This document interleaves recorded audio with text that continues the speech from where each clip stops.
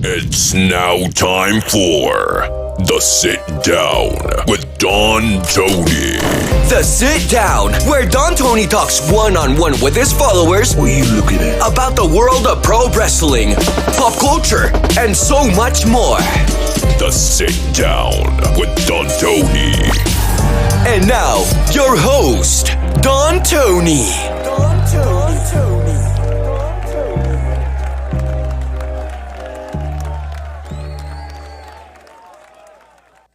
Yeah, I got to thank Raphael for this great idea. You know, at the end of every show, I always give a shout out to the family, as you can see over here, our elite channel members. We're actually going to tweak that starting Monday night, the 8th. Our elite channel members will now be known as Made Men, and our other YouTube channel members will be the family. I want to welcome to every single one of you out there for this double episode, well, maybe even a triple episode of The Sit Down with yours truly. I am Don Tony. It is Sunday night, May 7th, 2023. I got to be honest with you. I advertised the Sunday night show very, very early. I could not sleep yesterday until about 4 o'clock in the morning, and I was really contemplating on just recording the Backlash recap early and then upload it for everyone. But I promised everyone I'd be here live at 8 o'clock, so I am here.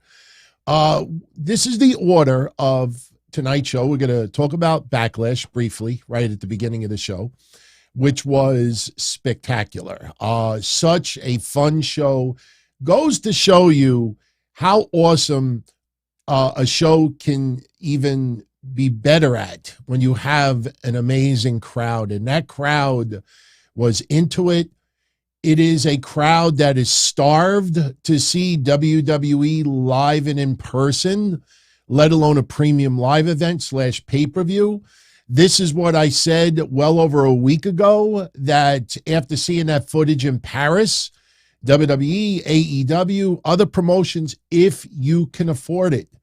That's the magic phrase. If you can afford it, they got to tour, more outside the United States. Now, you don't change everything up simply because of what you got. See, a lot of people, we were talking about it yesterday about Wembley. You hear the number, 400,000 to rent it out.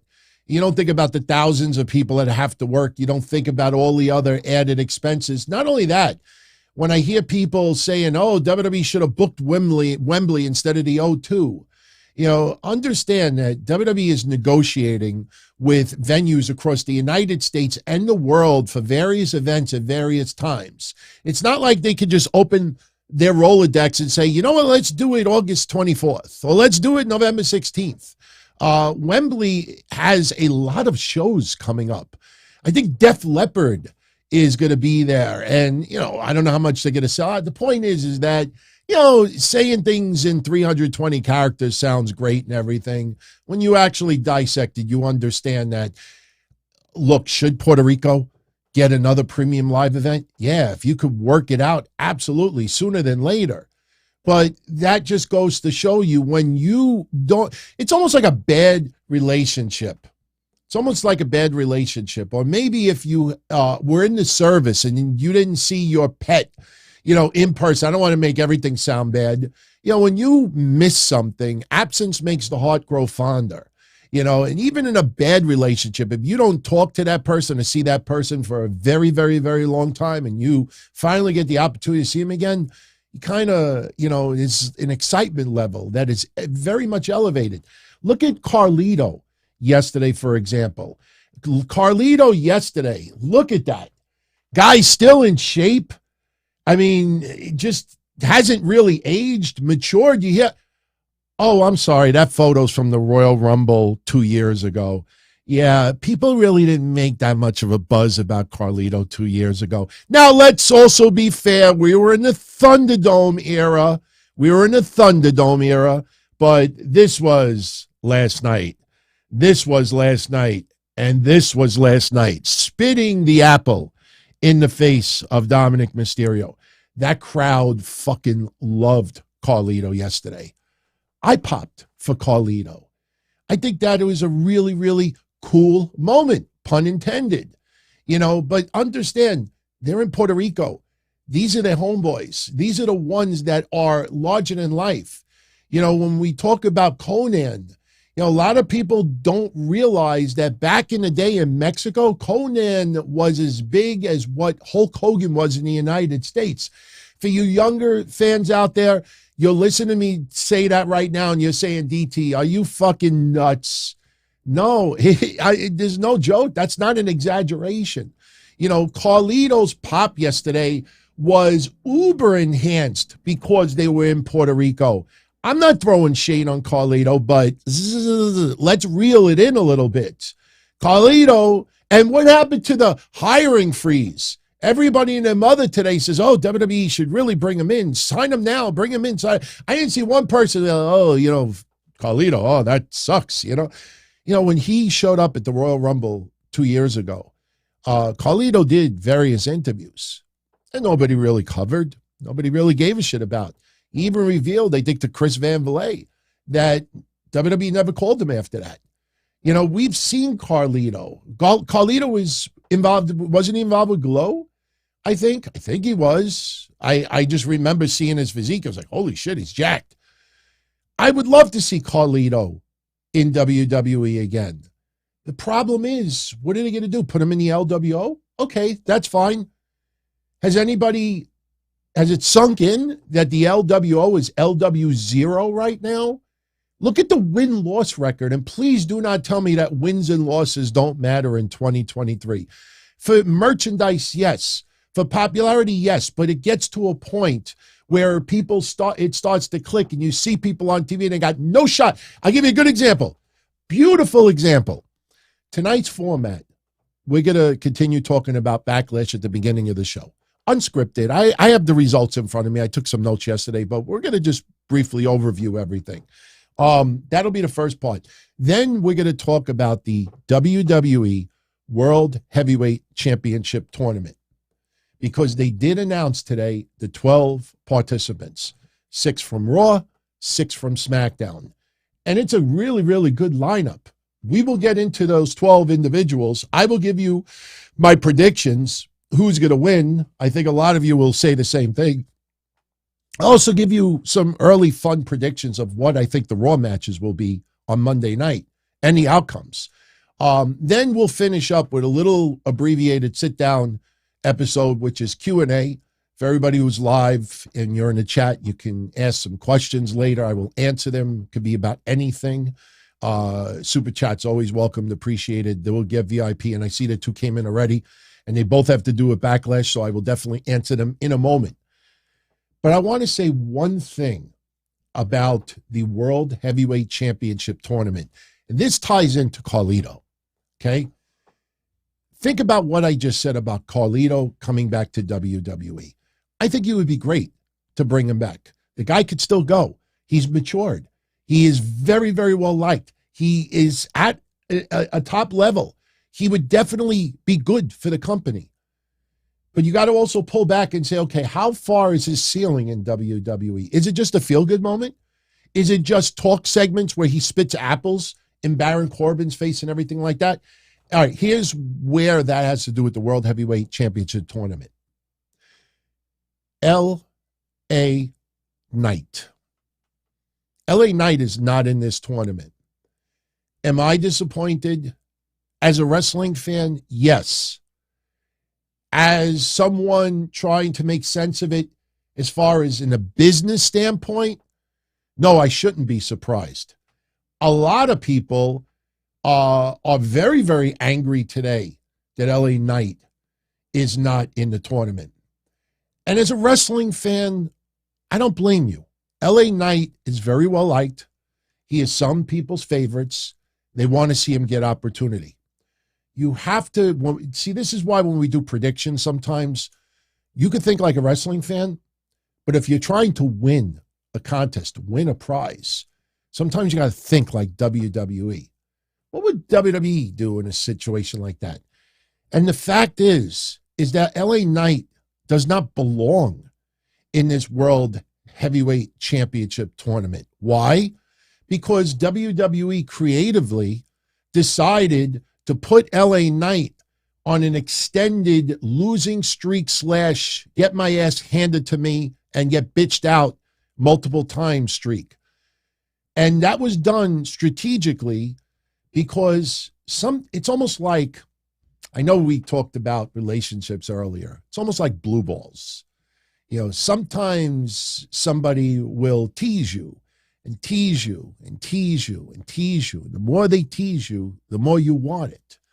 You could have the crappiest, plainest biscuit in your hands, and you show it to your dog, and your dog goes to eat it, and you pull it away.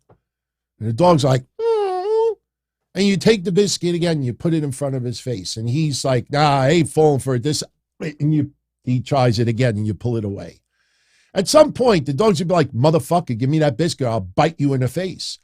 But you keep pulling it away and teasing it and teasing it.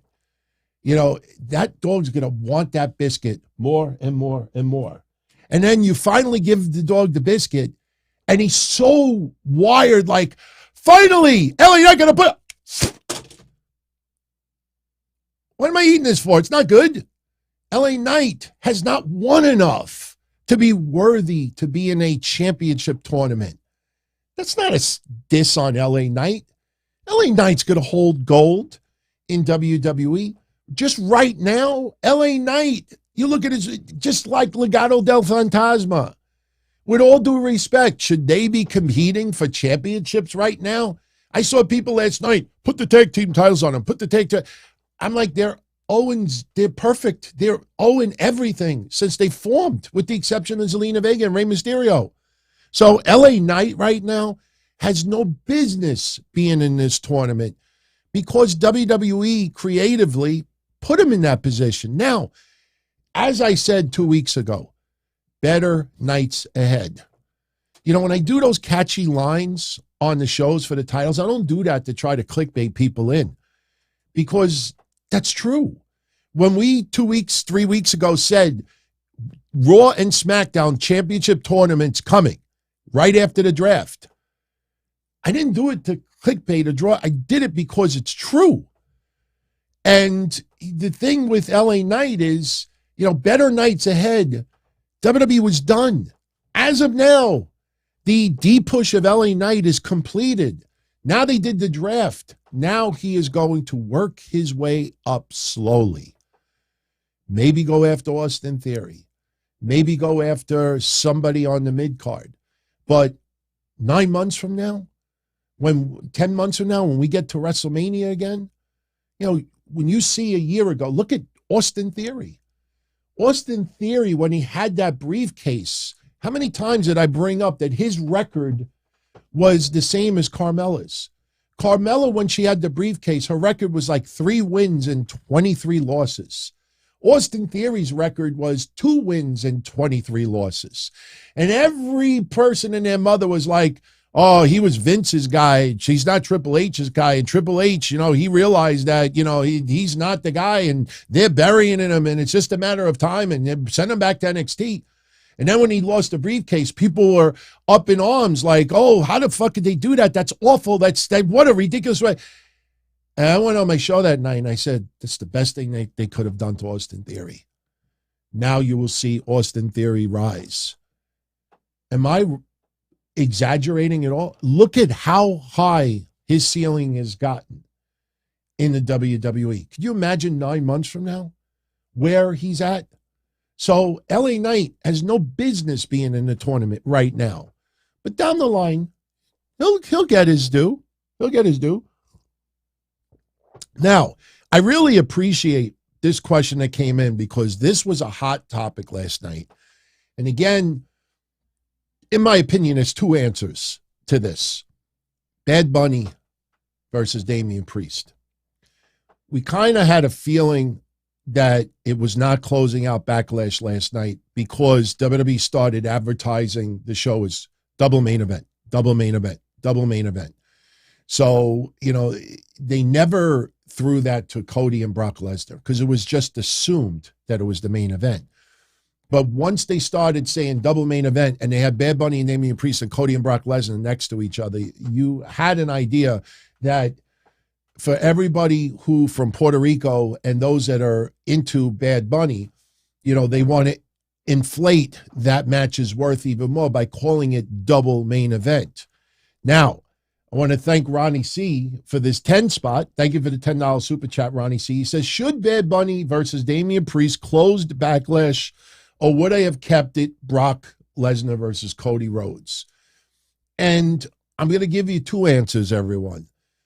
As a wrestling fan, we had no idea how good Bad Bunny versus Damian Priest would have been.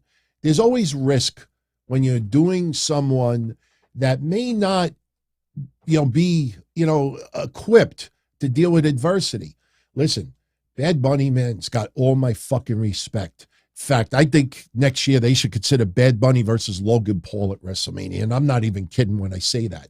But Bad Bunny, just the stamina from yesterday, that in itself I was impressed about. But you don't know how the match is going to turn out. Look at Ronda Rousey, Becky Lynch, and Charlotte Flair. After that WrestleMania main event happened, a lot of people felt that shouldn't have closed out WrestleMania. And the reason why they said that is because of the way the match came out and what happened with Ronda Rousey. And unfortunately, there was adversity and it kind of affected the show. There's never been any storyline addressing of Ronda's shoulders being up or whatever it was at the time. So there's a lot of unknowns as far as Bad Bunny and Damian Priest. That match yesterday, street fight. Remember, this is not a regular wrestling match. When people say, oh, Bad Bunny versus Roman Reigns, yeah, it probably would work. Just like Logan Paul and Roman Reigns. And I remember how many people were shitting on Logan Paul versus Roman Reigns in Saudi Arabia, and it ended up being fucking great. But the thing is that this is a street fight. So pretty much you can improvise. You see a weapon, you get a little brain fart, just use the weapon and whale somebody with it. It's easier said than done. But just because the match ended up being as fun as it was last night, as a wrestling fan, in hindsight, I would have loved to seen that match close out the Backlash last night. Absolutely worthy of closing Backlash last night. If it was a WWE house show in Puerto Rico, that match absolutely would have closed out last night. But you got to, but now we got to think in WWE's sense. Going forward, is Bad Bunny going to be on TV on a regular basis? No. Cody Rhodes is. Brock Lesnar, he'll remain in the storylines. So in the bigger picture, in Saudi Arabia in 3 weeks, and further down the line with SummerSlam and everything else, you have to close out your premium live event with the storylines that continue. The Usos, Solo Sikoa, Owens, Zayn, Riddle. By the way, anybody that tunes in to these shows, especially on Saturdays for the Don Tony Show, you hear my frustration every other week. Every other week. How many times, if I'm not joking, if I had $1 every time we brought it up, I might be able to go to Wembley for All In.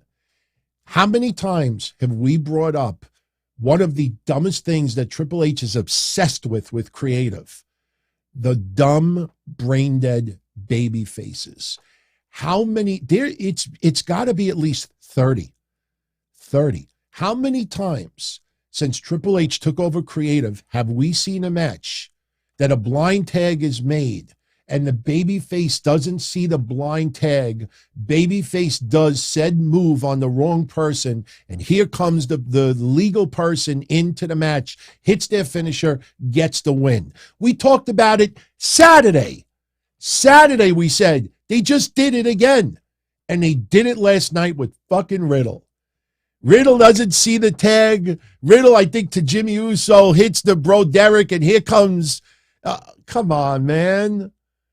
Every fucking week or every 2 weeks, we've brought it up at least 30 times, and they did it last night again.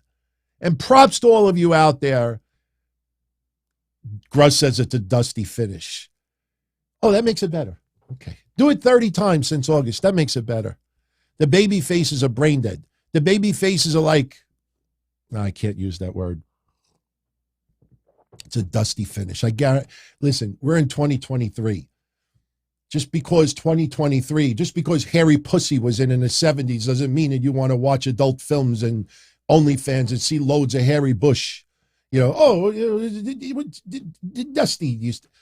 It's that mean. It's not who does it, it's how you do it. And this is lazy on Triple H's part. It's like, okay, how do we do the finish? Oh, all right, the blind tag. Didn't see the tag. Hits the move, everybody pops, and here comes the heel and steals the victory. And once again, we got a mentally deficient babyface that doesn't see the blind tag. Suddenly, they're blind. Doesn't make it better. It's how you do it. And it's lazy. They fall back on it over and over and over again. That sucked yesterday. And by the way, thank you, everyone, for all the kind words. Some of the outcomes from Seth Rollins with multiple curb stomps, and though we didn't think he was going to do one off the top rope, that was awesome. By the way, I know I don't like the phrase, but since it's such a popular, and I'll finish up Ronnie's comment in a second. I know it's a popular phrase and I hate it, but I got to say it. Fuck you to everybody out there that dissed the shit out of Omos once again. Omos deserves his flowers. When are these people going to fucking start giving in a little bit and saying, you know what? He's not that bad. He's getting better. That motherfucker was so animated. You know what got me angry yesterday? Seth Rollins carried him to the best match of his career. Seth Rollins could hit all his moves, and Omos, it's like Dancing with the Stars. It's like Dancing with the Stars. When the two dancers are dancing and they're doing all these things in sync, it's not like, oh, the dancer carried blah, blah, blah, blah to victory. No, the motherfucker trained hard. They're in sync. They're doing everything perfect. Trust me. Omos has been working his ass off, and people were crucified. I admitted I didn't want to see that match with him and Seth Rollins, but people were hoping that match would have sucked yesterday. So they could say, you see, WWE, what the fuck you doing with Seth Rollins? Why are you wasting him on Omos? And people ate their words yesterday. And instead of just giving a guy a little respect, giving him his flowers, and just saying, you know what, motherfucker is definitely improved. No, it's Seth Rollins carried Omos to the best match of his career. Man, you disrespectful people out there. Seriously, you can't just put your tail between your legs and say, you know what? You had a pretty damn good match against Braun Strowman in Saudi Arabia. You know what? For the length that it was, he went toe-to-toe with Brock Lesnar. And now he's had a great fucking match with Seth Rollins and still can't get the respect. Good thing is that the people that matter, the people within the company, are noticing what's going on. And plus, Seth Rollins wanted to work with the guy. So let's give Omos credit. That was a great, great, great match yesterday. And how animated he is with the fans now. Oh, man, he is so comfortable. I know Omos will never see this, but Omos is quickly becoming one of my favorites. And I'm not even saying that to be funny. Omos is quickly becoming one of my favorites that I'm rooting for. Absolutely. Now, getting back to Ronnie's question. Should Damian Priest and Bad Bunny close out Backlash? As a wrestling fan, I would have loved it. As far as WWE continuing storylines, no. Brock Lesnar and Cody Rhodes needs to go off the air. He's got to finish the story, the chase. A lot of fake news once again blew it. They were so convinced that Cody was going to be pulled out on a stretcher so they can justify why he is not at Night of Champions fighting for the World Heavyweight Championship. And they predicted stretcher, this, blah, blah, blah. And even the blood part of it. Brock Lesnar did not blade yesterday. Brock Lesnar actually juiced hard way. But people were predicting, and not only predicting, reporting it as news. My sources tell me. I got one of them for you. Here. For people that don't know, here is the original source that started it all. WrestleMania Anybody ever see that YouTube channel? That should have told you right then and there not to believe what these people are writing. Look at how many views that got. 320,000. 320,000. I see Cody Rhodes being squashed by Brock Lesnar and stretch it out. So what happens? These jerk-offs, zero news. Oh, ambulance, stretcher, and blood due for the match. Cody is due to be written off, I'm hearing. Will be about 15 minutes. Cody gets destroyed, I'm hearing. You heard wrong. You continue to hear wrong.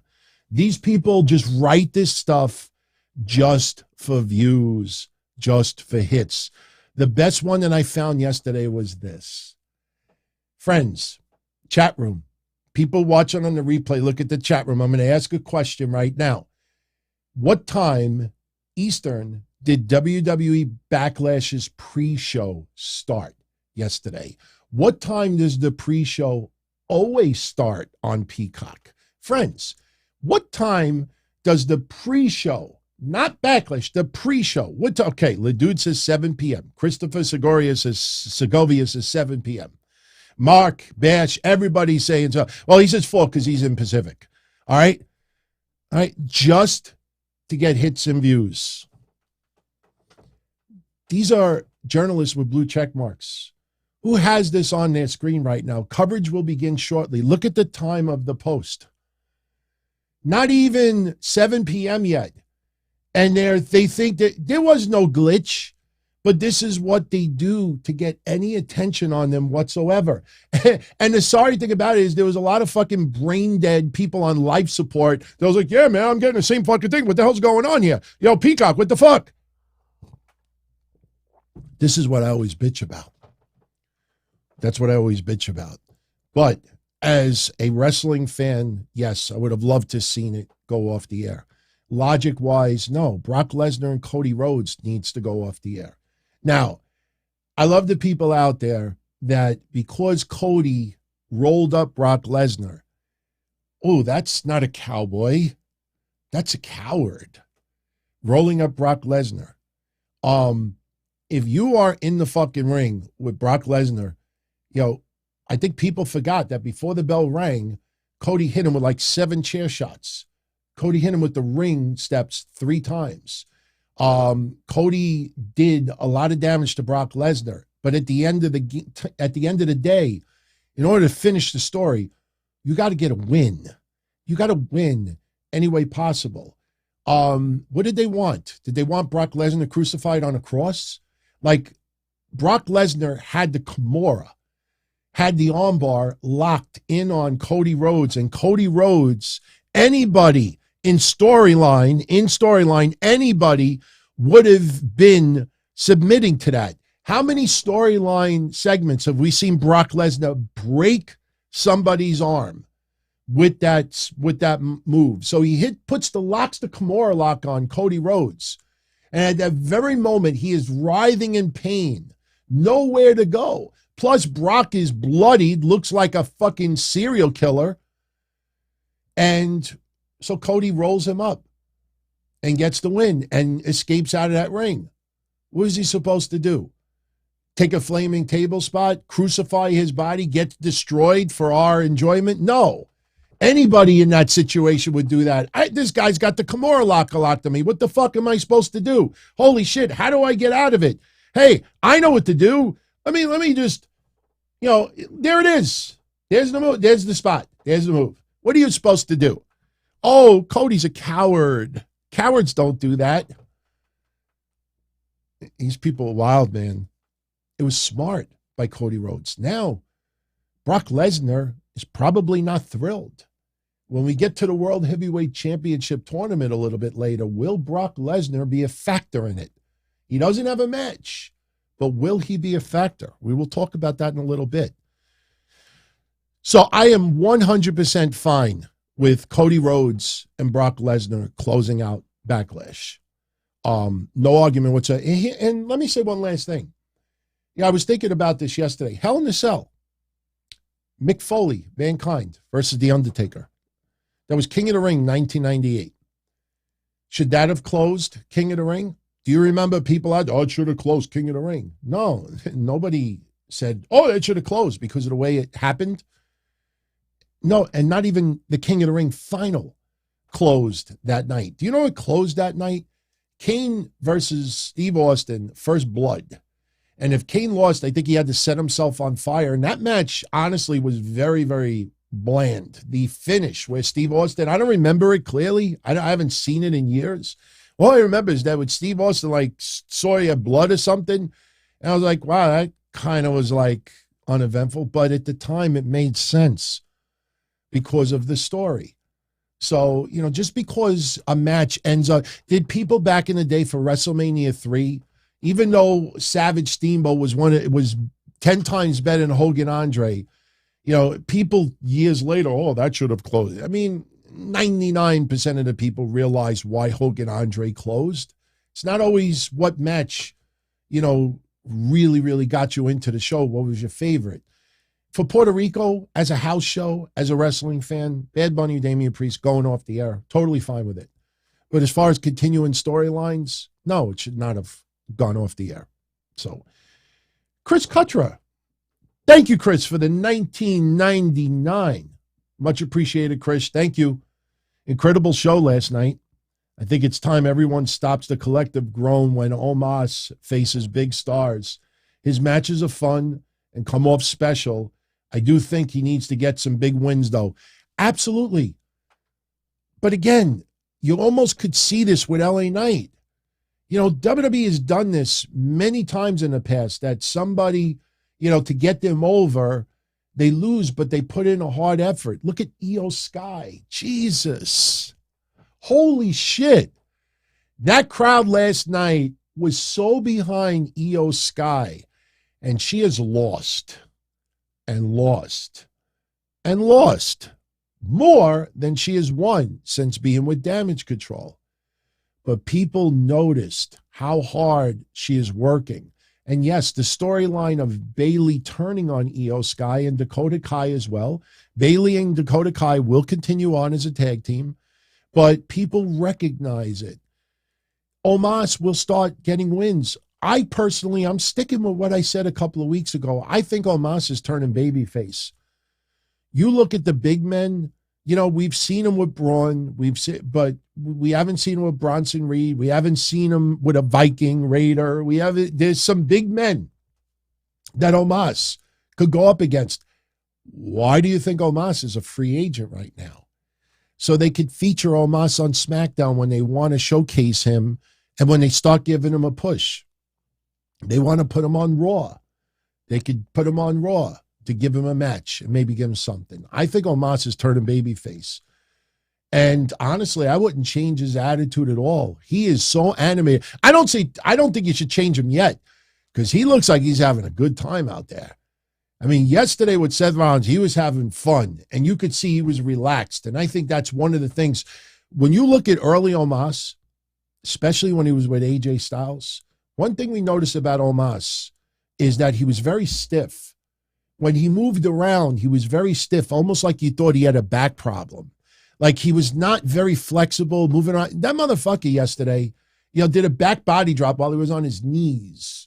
That guy was taking moves from Seth Rollins and moving around like not someone who's 7 feet plus. So last night, Omos, I felt so good. I mean, it was so hard to like, who do I feel better more for, Zelina Vega or Omos yesterday? That's how much I appreciated Omos last night. But again, you know, people immediately think that Seth Rollins like was balking at the idea of facing Omos. You know, why assume that? Yes, it's not a match I wanted to see. But I also recognize what Omos has been doing. And he's getting good.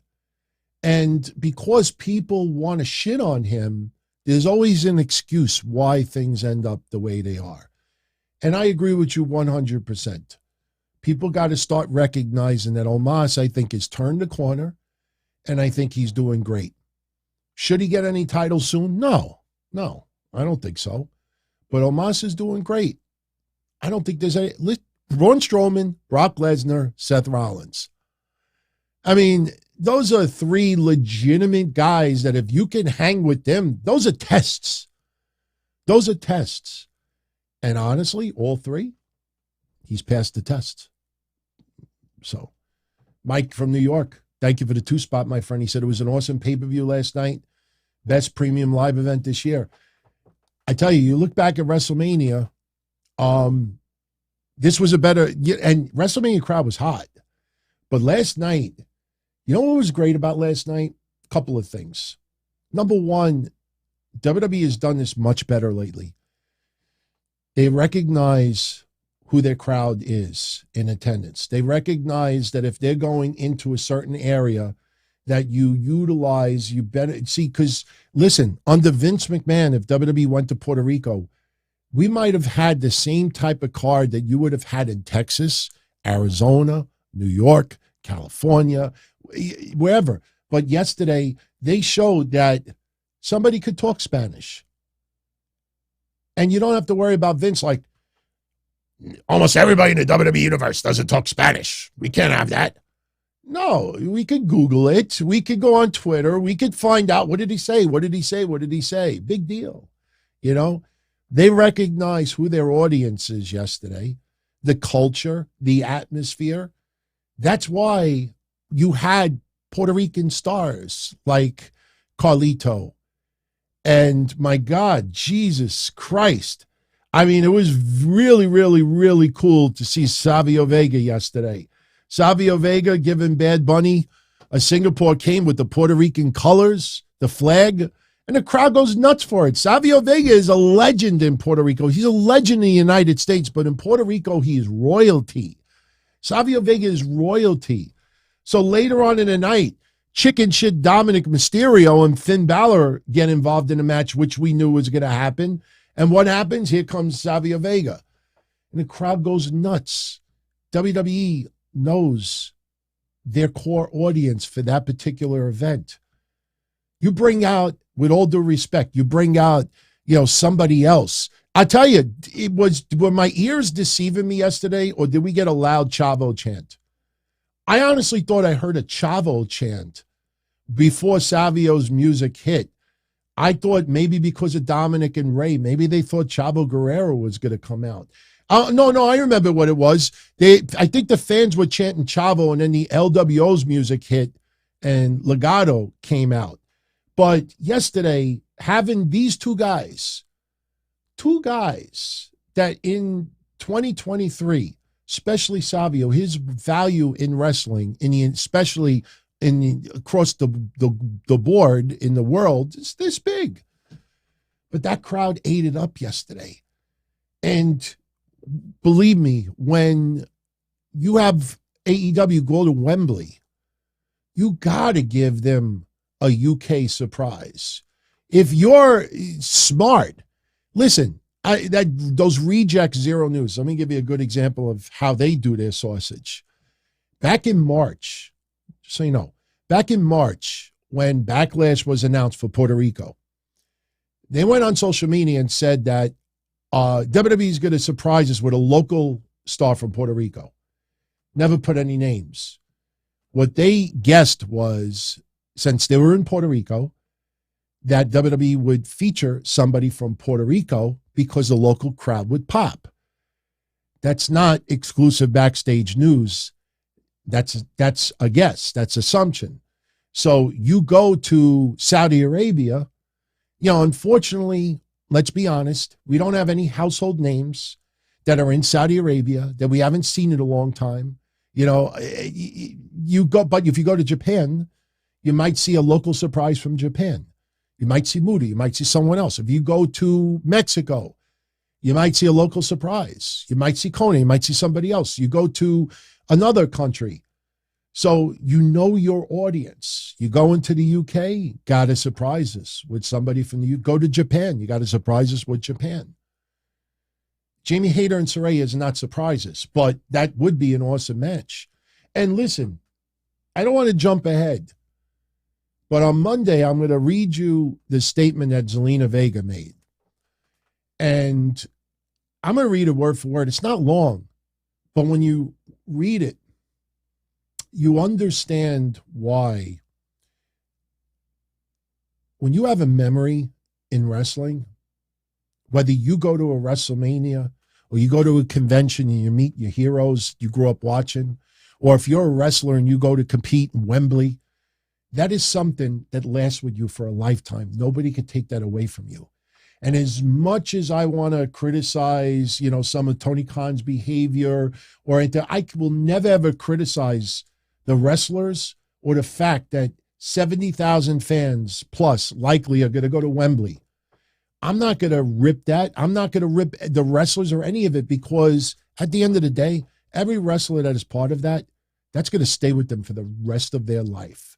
Every fan that goes to that is going to stay with them for the rest of their life. Everybody who was in that building yesterday for Backlash, that is going to be a memory. It's going to stick with them for the rest of their life. Bad Bunny, as much of a trillionaire that guy is and sells billions of records, last night is a memory that's going to stay with him for the rest of his life. Damian Priest, 20 years from now, when he's doing interviews reflecting on his career, Bad Bunny with him yesterday is going to be something that's going to stick with him for the rest of his life. Dominic Mysterio, just in the buildings, every local town getting the heat that he's getting, that's going to stay with him for the rest of his life. So when you see, like last night with Zelina Vega, and she has her match, everybody and their mother knew that she was going to lose. And yes, there were some people out there that are like, oh my God, WWE should do an audible and give the win to Zelina Vega. Why? Because it feels good? No, you have to look at the bigger picture as far as Rhea Ripley goes. But looking at Zelina Vega and just seeing this crowd yesterday, just look at her reaction. That stays with her for the rest of her life. That stays with her for the rest of her life. That's a beautiful thing, man. So you see moments like that. That's something that Triple H has done great with, that Vince McMahon wouldn't focus on as much. Vince McMahon likely, what that would have happened was they would have cued Samantha Irvin after maybe like 10 seconds. All right, introduce. Cut it off sooner. At the end of the match, all right, cue up LWO's music. Not let her stand in the ring for 3 minutes and let it soak in. So you could see definitely moments. You can talk Spanish. You can be a little bit more regionalized. You're in Puerto Rico, celebrate the culture. I'm an Italian from Queens, New York. I don't understand what they're saying. I had to look up when the crowd was chanting to Dominic Mysterio at the press conference that he's a dick sniffer. Look it up. It's not a big deal in 2023. Having the real emotions is what attracts you. Zelina Vega, greatest moment of her wrestling career. She pays tribute to her family and she lost. She didn't lose. That's an amazing moment. And that's what this is all about. That's why when you see people out there complaining and criticizing, I know, I'm a little bit too positive many times, but that's what it's about, man. You feel that coming through your TV. That's why so many people freaking loved it last night. And that crowd made it 10 times better. Now, it was kind of funny that, when I took down my notes for Zelina Vega versus Rhea Ripley, I called it, what did I call it? The Real Housewives, the Real Housewives of the House of Black. A lot of people don't realize that, two significant others from members of the House of Black were battling it out. Malachi Black with Zelina Vega and Buddy Matthews with Rhea Ripley. This was the Real Housewives of the House of Black battling out last night. I thought it was great, man. You know why also people are like, some of you said tonight, why they loved it so much yesterday? Because it was 3 hours. Very manageable 3 hours. You don't have to give 15 matches. You don't have to give 6 hours of it. Give fans quality instead of quantity and time. And man, that crowd was good and energetic from the beginning to the end. And let's go over some quick match results. Maggie, I'm going to talk about the We Want Roman chants. Why wouldn't fans want Roman? But we're going to get into some quick match results now. So let's run down Backlash very quickly. The opening match tonight, Forza Habit. Last night, Bianca Belair, she now makes history. We talked about it on Saturday's show, something that I didn't even pay attention to, and now Bianca Belair can reset back to zero. I know there's a lot of people that are angry. So now as SmackDown Women's Champion, her reign as of Friday will be 4 days. But it doesn't matter because now for the modern era, she is the longest reigning women's champion. Now, modern era can be interpreted a couple of different ways. And I honestly think it may turn into a storyline. I didn't see one I searched. I typed in her name last night to see if anybody picked up on it. I didn't see anybody. I have a feeling Trish Stratus, because the road to her to Becky Lynch is not direct. Trish Stratus may end up getting into it with Bianca Belair a little bit because the modern era, you might think immediately, oh, we're talking about Fabulous Moolah here. No. The modern era, technically, who held it longer than Bianca Belair? Trish Stratus. Trish Stratus held that championship for about, I think it was 440 days, give or take a few, but she was injured for about 4 months. So she could come out in storyline and confront Bianca Belair. The problem is, and I don't know how they're going to do it unless maybe Saudi Arabia, is that Trish Stratus is now a Raw star. Bianca Belair is now a SmackDown star. So Trish may still say it in a promo on TV, but may not necessarily have the confrontation with Bianca Belair. Trish should come out there on TV and cut a promo in the very near future and say Bianca Belair could call herself the longest reigning women's champion of the modern era, but I am still here. The modern era, I am in the modern era, and I still hold. So they could do that. But Bianca Belair technically now holds some history. So even though they reset that championship back to zero for Bianca, she still holds history. She beat Io Sky yesterday. And Io Sky, 90% of that building was rooting for Io Sky. It's not that Bianca's held it for so long. It's that Io Sky was the underdog. Io Sky, people have taken notice in storyline that Bayley has been slighting her. We know that Io Sky is going to be turning babyface. We know that Bayley has been causing her some defeats. And Io Sky is fucking awesome. So the crowd was heavily behind Io Sky last night. But once that match was over, that crowd gave their appreciation and respect to Bianca Belair. You know, it's not like, oh, Bianca Belair, she's starting to turn into John Cena and this and that. And maybe I could understand why some people feel that way. But no, Bianca Belair has definitely worked her ass off. She shows it off in the ring. Extremely agile, extremely talented, extremely powerful. Although that one-arm press slam yesterday was scary. It was scary. When she did it, her adrenaline she was like this. And it wasn't like a dance where she's like, no, she was like so pumped up that, holy shit, I'm doing it. Problem is that, unfortunately, physics does dominate, and Io Sky almost face planted herself. That shit was scary, man. That shit was scary. But the crowd, almost unanimously behind Io Sky yesterday. Early on in the match, the story was Io working on Bianca Belair's left arm. You take away the strength, you take away a lot of Bianca Belair, the KOD and everything else. And it was all Io Sky early on, and we had a lot of near falls. And, at some points, people really thought that Io Sky was getting the win. Io Sky get the win, and then she'll get moved to Raw, and she'll be reigning Raw's women's champion, which would have put things a little confusing because Rhea Ripley's staying on Raw no matter what. And I don't think there was any chance Zelina Vega was winning last night. But unfortunately, damage control, Bayley, more specific, causes the loss. This is how they've been doing it lately. This is how they will continue doing it leading into SmackDown. Dakota Kai not necessarily causing her losses. It's mostly Bayley. And that's going to put Dakota Kai in a position that she doesn't know which side to choose. But I think in the end, Dakota Kai will take the side of Bayley, and Dakota Kai will remain a heel.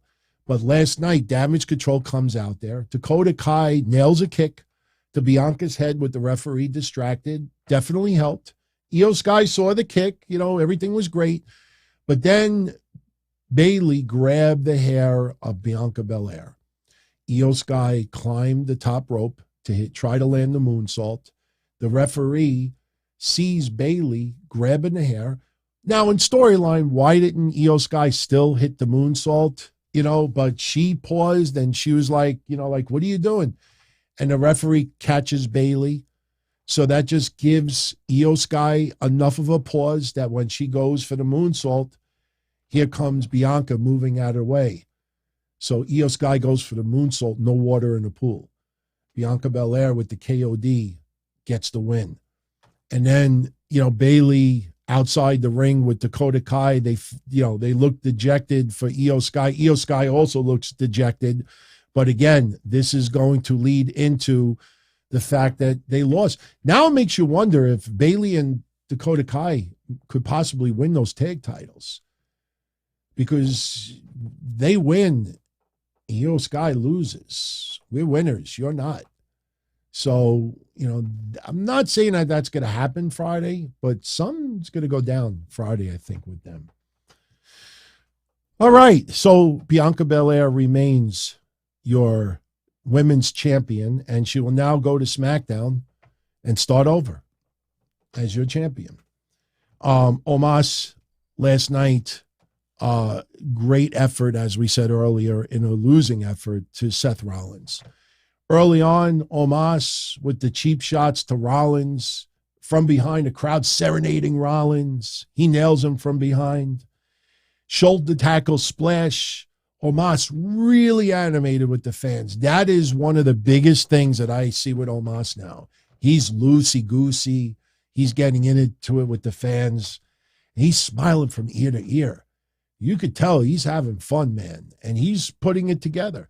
Tries to slam Rollins, but he pushes Omos in the corner post. Every time, early in the match, every time Seth Rollins was trying to get some offense, Omos would have a counter. Beautiful press slam over the top rope to outside the ring. As I said earlier, Omos with a back body drop from his freaking knees, which I'm sure I've seen that before, but it just looked really, really impressive last night. But unfortunately, Omos would create his own demise. Omos misses the corner splash. Seth Rollins with a tornado DDT. Again, when I said earlier about Omos taking moves, Omos took a tornado DDT. Let that sink in for a minute when you think about the guy's size. Rollins tries a frog splash just for a 1 count. But then later on in the match, MVP tries to distract the referee. Seth Rollins hits MVP with a super kick, nails a curb stomp to Omos, hits a second curb stomp. Omos not only does not lose, but when Rollins went to deliver the curb stomp, Omos's head never moved. His neck was in storyline, and I'm sure it's for real as well. His neck is so strong. Like when someone, I got to take my glasses off this, when someone curb stomps, when Seth Rollins curb stomps someone, their head bounces and supposed to hit the mat. Yesterday, when Seth Rollins tried to hit a curb stomp on Omos, instead of his head going like this, and yeah, Rollins ultimately would do it off the top rope, hit a beautiful looking curb stomp and gets the win. But one of those curb stomps, instead of Omos going down, Rollins hits him and Omos goes like this. Doesn't move. First time you ever saw that. They really made Omos look strong yesterday. Did a great fucking job. Great job. And even though Omos lost yesterday, I'm telling you, people got to start giving Omos a little bit more respect. Seth Rollins wins, goes into the World Heavyweight Championship tournament on a roll, and we'll see how that continues on Monday. Next match, and look,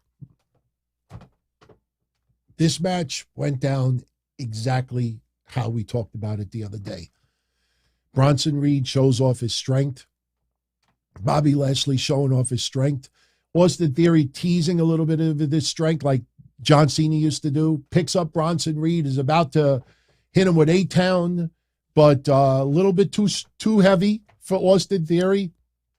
Trust me, I know most of you out there don't picture Austin Theory as a babyface, but at some point he will be, and he will pick up Bronson Reed. It will happen. But the finish yesterday was exactly how we called it the other day. Bronson Reed, showing his power. We said it on the predictions. There's no way that Austin Theory was going to just be able to throw Bronson Reed outside the ring. So we said that Bobby Lashley will hit the spear on Bronson Reed. And right when Bobby Lashley's about to pin Bronson Reed, Austin Theory shows up, throws Bobby Lashley out of the ring, screws Bobby Lashley out of the win, and steals the victory. Hook, line, exactly the way that went down yesterday. Screws Bobby Lashley, gives a reason to possibly continue Bobby Lashley versus Austin Theory. That crowd yesterday, they got behind Bronson Reed. Bronson Reed first came out, got virtually no reaction whatsoever. During the match, Bronson Reed, there was one point where Bobby Lashley was outside the ring. I don't even take notes with this. Just remember it. Flashes before my eyes. Bronson Reed climbs the middle rope outside the ring. So he's outside on the apron, climbs the middle rope, and jumps off and falls backwards onto Bobby Lashley's shoulder. And the crowd was giving him holy shit chants. I think the crowd was even chanting, El Gordito, El Gordito. So they were really showing some props to Bronson Reed yesterday. So it was a fun little match. I mean, the outcome was very predictable.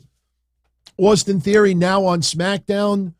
Since Bronson Reed's on Raw, he had no shot of winning. It was just really Bobby Lashley was the wild card. But in the end, Austin Theory retains, and he goes into SmackDown as the champion. Zelina Vega, as we talked about early on, she, in a good effort, loses to Rhea Ripley, the Real Housewives of the House of Black. This match was about emotion. I showed you earlier, Zelina Vega crying. Her family at ringside crying. Puerto Rico totally behind her. I saw some wise asses on like, oh, she's from Queens, New York. Yeah, she's about 10 minutes away, her family. Where I live. She's from Queens, but, she's Puerto Rican. And she ate it up yesterday. When I read her comments tomorrow, it's beautiful.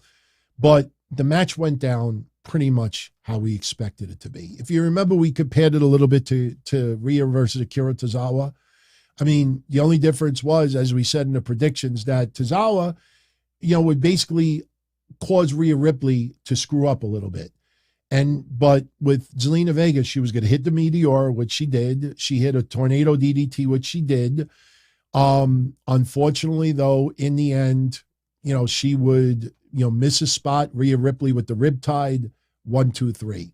Match went 7 minutes, but, there was a decent amount of time that the crowd was soaking it in. One fun moment, Zelina Vega's mom gives her like a flip-flop and, throws it at Rhea Ripley, like chucks it at her. That is something like, I think in a Puerto Rican tradition. What I immediately thought last night? Do you remember in 2002 or 2004? I think it was 2002 when President George Bush, I think, what was he in Iraq, or he was somewhere and somebody threw a shoe at him or something, and apparently that's a tradition, when you throw a shoe at someone. Unfortunately, you don't throw it to a president. The guy got into a lot of trouble with it. But that crowd made everything yesterday, and you could feel the emotion. You rooted for Zelina. You knew the outcome. You still rooted for Zelina. And that match, yeah, good point, Roderick Howard. Damian Priest from New York City. But he grew up in that area. There's a little bit of a difference there. I'm not saying that Zelina Vega didn't have a family in Puerto Rico. Not saying that at all. Look at me. I have family in Italy. I mean, obviously I'm never going to be able to compete in Italy, but, there is a home connection. It's not just, oh, I'm Puerto Rican, so therefore I'm over in Puerto Rico. It was a little deeper than that. Eric Williams with the $4.99. Thank you very much, Eric. Hope you're doing well. Much love, Eric. Thank you for that. I really appreciate it. Much love. So Zelina Vega, valiant effort. Unfortunately, comes out on the losing side, but, this is a moment that, it's going to last with her forever. And that was pretty awesome. And you know what? She won over even more WWE fans, not just Puerto Rican fans yesterday. The way she took it in, the way they showed the love for her, the way the love was given to her online. So her appreciation, that level has gone up tenfold since yesterday. And she did good. Under the circumstances, she did good. Bad Bunny versus Damian Priest. Yeah, every single person is on their feet. Honestly, you look at it closely, other than maybe like a couple like 80-year-olds that probably couldn't stand up. I mean, every single person was off their feet yesterday. This was another picture that I thought was awesome. You see Legado in the ring, Rey Mysterio, Carlito, Savio Vega, holding up Bad Bunny in victory. It was a hot mess, but it was fun. And listen, Bad Bunny and Damian Priest went at it one-on-one for probably about 6-7 minutes with no interference whatsoever. And that's the thing that stuck out to me more than anything yesterday. I mean, don't get me wrong. Damian Priest in a losing effort yesterday, his stock went up. Damian Priest is going to be a main eventer. I know he was a main eventer yesterday, but Damian Priest, I think he's world championship material within the next year or two. I think Damian Priest at some point has got to win the World Heavyweight Championship. Not now. Not now. There's too many people that are above him. But that guy showed yesterday that when everybody, and I'm sorry for saying this again, when everybody complained about Bobby Lashley not getting a WrestleMania match, I thought Damian Priest not getting a WrestleMania match was just as bad. That guy yesterday, not only, just showed that he belongs, but everything. Listen, the one thing that I kept seeing people say over and over again, and we talked about it with predictions last week, was that, I even think Jim Cornette said it, that it was a hard sell to see Bad Bunny giving these shots to Damian Priest, and how is Damian Priest taking these shots from this almost like little guy? I don't want to put words in people's mouths, but that was the overall consensus. You started looking closer, like, what? Bad Bunny's not as short as people think. It's just that Bad Bunny is not like jacked, like Austin Theory jacked or Carlito jacked, but he's in great shape. And Carlito, believe it or not, Bad Bunny's probably the size of some of your fathers out there. He's probably a little bit bigger than the size of my father. And if any of you ever see me standing next to my dad's not a small guy. It's just that Bad Bunny is not, shirtless, wearing wrestling garb. You see him wearing a jacket, wearing a T-shirt, wearing a button-down shirt, and he looks like somebody in the audience. Bad Bunny is bigger than you think. And I'm talking about physical size.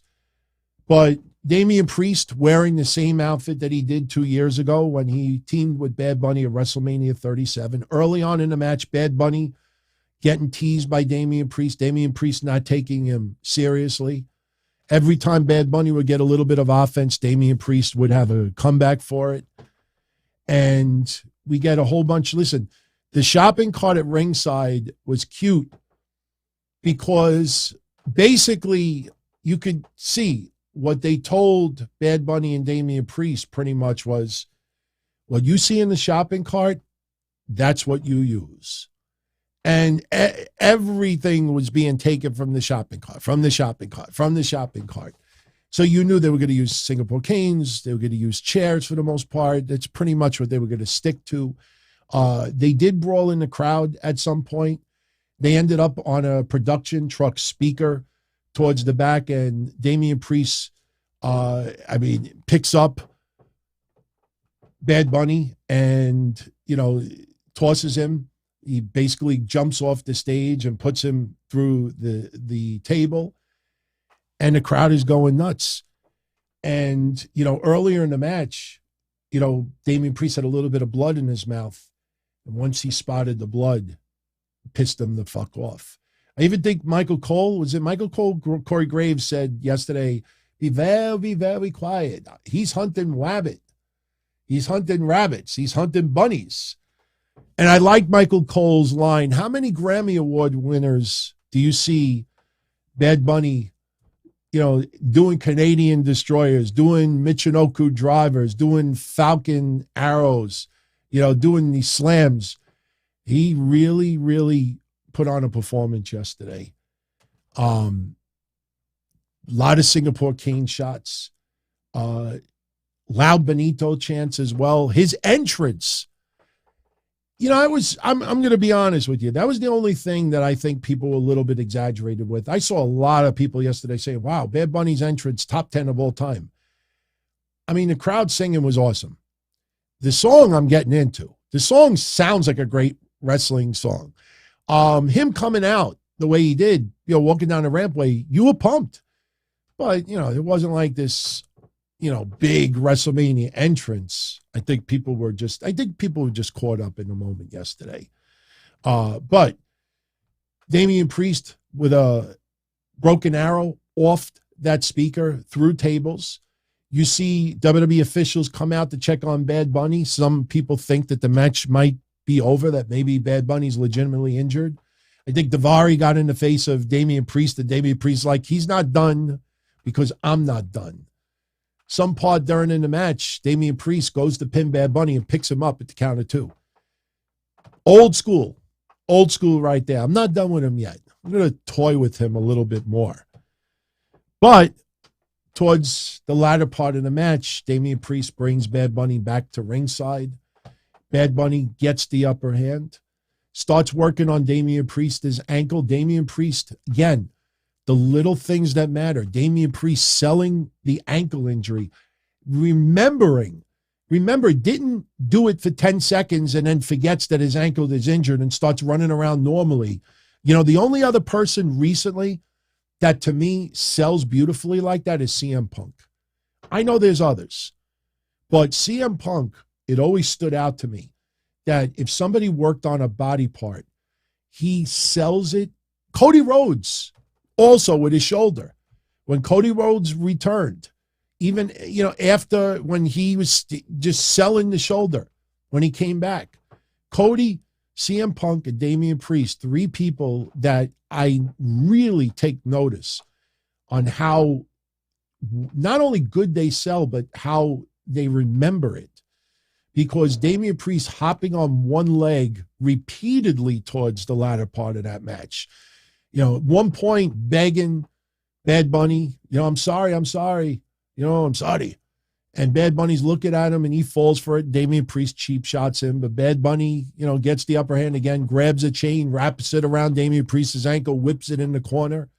Everything looks crisp. Everything looks good.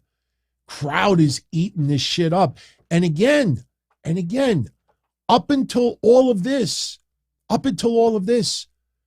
it's still one-on-one. That was the thing that just sold me. Yes, street fights are easier for somebody who's not a regular wrestler to do, but this fit beautifully. Judgment Day comes out, and they're beating down Bad Bunny, and then you get Carlito's music. Crowd goes nuts. Biggest pop Carlito's probably ever gotten on American soil. Yes, I know we're in Puerto Rico, but I know we're playing semantics, American soil, Puerto Rico. My point is, outside of Puerto Rico, probably the biggest pop that Carlito's ever gotten. I don't remember ever a moment Carlito, but then again, Carlito was a heel for most of his career, so why would we pop like that? So let's be honest. But Carlito comes out, looks just as good as he did 2 years ago, gets involved, grabs the apple, gets into it with Dom. Ray hits a 619 on Dom. Dom turns around, gets apple spit in his face. But that's not enough. Finn Balor and Dominic Mysterio get out of Dodge, and they're going to the back. And the next thing you know, Savio Vega's music hits. The crowd is going nuts. And Savio Vega going old school TNT, chop, chop, chop. And people are fucking loving it. It kind of reminded me of Quang, if you remember Quang. But did that, and then next thing you know, that's when, like I said, I could have swore I heard chants for Chavo. But LWO's music hits. They run down to the ring, and they start going at it. They take out Dominic. They take out Balor, so they retreat. They're out of there. Damian Priest goes to kick Bad Bunny, but his leg gives out. Again, Damian Priest still selling it beautifully. Bad Bunny puts a figure 4 on Damian Priest. Makes sense. Damian Priest's leg is weak, in pain. He goes for the figure 4. Beautiful. Hits a sliced bread, Bad Bunny. And Bad Bunny, unfortunately, when he hit the sliced bread, he almost landed on his head. I don't know if you saw that. But then he lands 7 chair shots to Damian Priest, and then a Canadian Destroyer. 1, 2, 3. And the crowd freaking loved it. Everything about it. WrestleMania quality, easy. Like I said, as a wrestling fan, could have closed out Backlash, no problems whatsoever, but you got to think of the bigger picture and the storylines that continue and Cody Rhodes and everything else. But this was tremendous yesterday. I don't think it could have been booked any better. And props to WWE for knowing their audience and bringing Carlito and Savio Vega out there. That was pretty fun, man. Enjoyed every minute of it. Thought it was great. This match, I'm not going to lie to you, disappointed me. The Usos and Solo Sikoa defeating Matt Riddle and Kevin Owens and Sami Zayn. Obviously, the big storyline coming out of this is Solo Sikoa almost hitting Jey Uso with the Samoan spike. We did have a little bit of, issues with the bloodline last night. Early on in the match, the crowd chanting, "We want Roman." Yeah, we should get Roman. We're getting Roman on Friday. But remember the conversation that we had last week. Roman Reigns is turning into the Brock Lesnar storyline. And I got news for you. Would not be surprised if down the line we find out that maybe Roman Reigns made a deal with the devil. Maybe Roman Reigns paid off Brock Lesnar to try to take out Cody Rhodes. Don't know. That might end up being a storyline later on.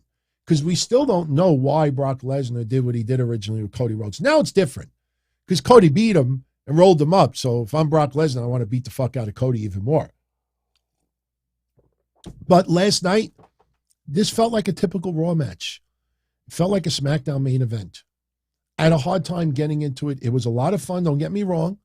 Riddle with that moonsault to the outside, beautiful. Solo Sikoa, grabbing Matt Riddle's foot, which I thought was a cute little thing. If people didn't see that, when Matt Riddle hit the moonsault to the outside, Solo Sikoa looked like he might have landed awkwardly. And Riddle checked on him. And Solo Sikoa squeezed Matt Riddle's foot to let him know that he was okay. I thought that was pretty cool last night. But again, as I said earlier, it was the finish that, it's overused, but to do it on his pay-per-view really, really pissed me off. Towards the end of the match, basically Jey Uso gets in the face of Sami Zayn, and we hear him clearly saying, you're breaking up my family. It's all your fault, Sami. Jey Uso wants to finish Sami Zayn off. Jey Uso goes to the other corner where Solo Sikoa is on the outside. And Jey does the ooh, so with the crowd. And before Jey could hit his move on Sami Zayn, Solo Sikoa tags himself in. And Jay's like, what the fuck you doing? The fuck you doing? And Solo tags himself in. Before Solo could do anything, Jey Uso slaps Solo Sikoa, tags himself in. Now there's a little bit of an issue there, but Sami Zayn gets his, clears his head, nails Jey, hits a Luva kick to Jey. almost pins him. Solo Sikoa forced to break it up. So now you got Sami down, Jay down. Solo Sikoa just broke up the 2 count. Then he turns around and he looks at Jey Uso. And they're kind of exchanging some words. Solo looks angry at Jey Uso. And like I showed you earlier, at one point, Jey thought he was going to get the Samoan spike. Solo stopped. I think Solo probably thought it was going to be Sami Zayn that he was going to spike, but it was Jay. And Solo ends up hitting the spike on Kevin Owens a few moments later. Jey Uso grabs Solo. Solo teases him with the spike. Sami gets back up. And then we end up with Matt Riddle and Jey Uso in the ring together. And once again, blind tag. So Riddle doesn't see Solo Sikoa tag Jey Uso. Blind tag. We had 3 of them. And then Riddle hits the Bro Derek on Jey Uso, but Jey Uso's not the legal man. And here comes Solo Sikoa, Samoan spike. 1, 2, 3. Matt Riddle pinned again. Again. Too much. Too much before he had to take time off. Too much once he returned. And too much of this same finish where the babyface doesn't see the tag, hits the move anyway, ends up getting blindsided, match is over. So we go into Friday and we see what happens with Roman Reigns. At least, if there's any consolation, at least now there is some closure with the bloodline, Owens and Zayn, sort of. Because remember in the back of your mind, again, people online are treating the draft like it's gospel, that things cannot be diverted. Otherwise, what the fuck's the sense of doing a draft? Kevin Owens and Sami Zayn are still champions for both brands. Kevin Owens and Sami Zayn will be defending the SmackDown Tag Team Championship in the near future. I don't know if it'll be on a SmackDown. It might be at SummerSlam. It might be at a different premium live event. It's not going to be in Saudi Arabia, obviously, but they're going to defend those titles against the SmackDown team. People think that that's it. Sami and Kevin Owens no longer on SmackDown. No, they will be fighting on SmackDown again. Just once they lose those championships, then they will be strictly on Raw. That's the difference. So this match yesterday I thought was very underwhelming. And the main event, look, we talked about it earlier in detail. Cody Rhodes gets to continue the chase, gets to continue finishing the story, defeats Brock Lesnar. And early on in this match, before the bell even rings, 3 shots with the steel steps by Cody onto Brock, 4 chair shots to Brock before the bell even rings, so there's no disqualification. Finally, the bell rings. We have an official match. Cody with some punches. Brock tries to counter early, but Cody with more kicks and punches. Then Cody starts getting taken to Suplex City. The crowd gets into it. Crowd was into Brock Lesnar more than you would think. Because again, people online, you get the usual suspects that'll complain about the use of Brock Lesnar. For those fans going in attendance, that's why fans, I think Corey Graves said it, that Brock Lesnar versus Omos at WrestleMania was not for those hardcore social media fans. This was a spectacle for, the regular casual wrestling fan. Brock Lesnar is very, very, very much appreciated because the guy's a monster. The guy is a special attraction. The guy is a once-in-a-lifetime monster. I mean, the guy legitimately could still go, and he is scary as fuck. Not many people in wrestling that you look at and you're like, I ain't fucking crossing paths with that guy. I am not pissing off that guy. Like, if you remember Vader when he went to Pakistan and he got held because he went after the TV announcer, like, people would legitimately scared shit of Vader until they saw, I think it was Wrestling with Shadows, and, you realize he's like a puppy. Like, Vader's very, very soft-spoken, God rest his soul. Brock Lesnar, though, you don't want to cross paths with that guy. But he hits a German suplex, make it twice. Crowd is chanting one more time, third time's a charm. Hits a pair of regular suplexes, another German suplex. We're up to 4 to Cody Rhodes. Crowd is cheering for Brock at this point.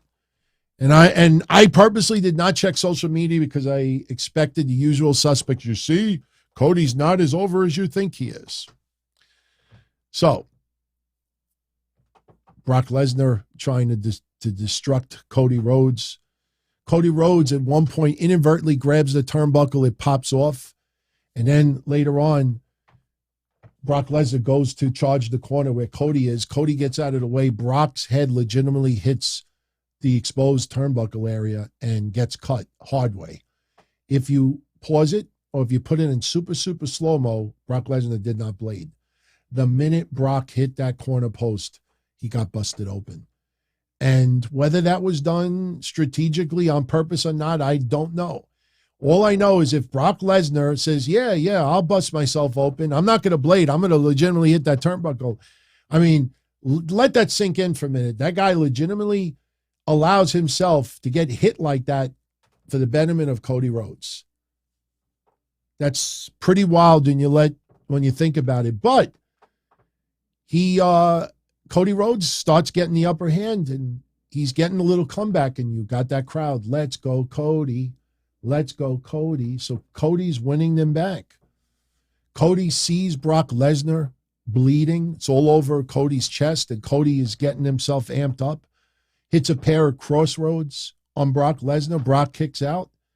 Ref at this point now puts on the gloves. And, in the latter part of the match, he finally wipes the blood off of Brock, but it wasn't done right away.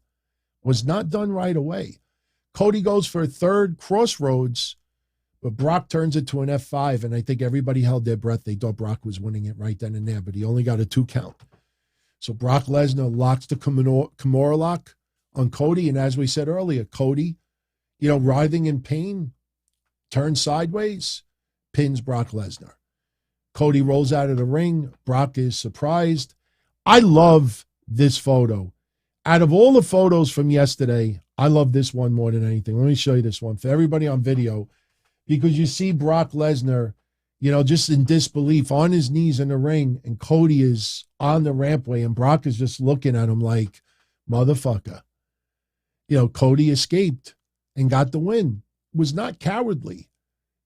Suspension of disbelief. Somebody's got a Kimura lock, let alone Brock Lesnar locked on you. You're going to do anything you possibly can to get out of it. So I thought that was a great fucking spot, great photo. And Cody Rhodes gets to continue the story. It was very, very good. I on a scale of 1 to 10, I give Backlash a 9. I give it an 8.5. Because the 6-man tag, because it was only, 7 matches? The 6-man tag was very disappointing. To me, that's minus a point right then and there, especially that finish. No, you know what? I'll give it a 9. I'll give it a 9 because Omos pleasantly, I guess you could say, surprised me because, I didn't think he would be this polished yet, but he was having a good time yesterday. Brock and Cody did enough. Brock Lesnar doesn't have 20-minute matches. Unless you're turning rings upside down and you're brawling on tables and this and that. Brock Lesnar is a monster. And Brock Lesnar is not meant to carry on for 15 minutes. So it did, to me, what it needed to do. Bad Bunny and Damian Priest, just awesome. Entertainment at its finest. Street fight, whatever. Some people don't like that. I enjoyed it tremendously. Bianca Belair and Io Sky was fucking great, man. I got news for you. And I'm sorry for saying this. Might upset some people, but I got to say it. Bianca Belair versus Io Sky yesterday was 10 times more enjoyable for me than Bianca Belair versus Asuka at WrestleMania.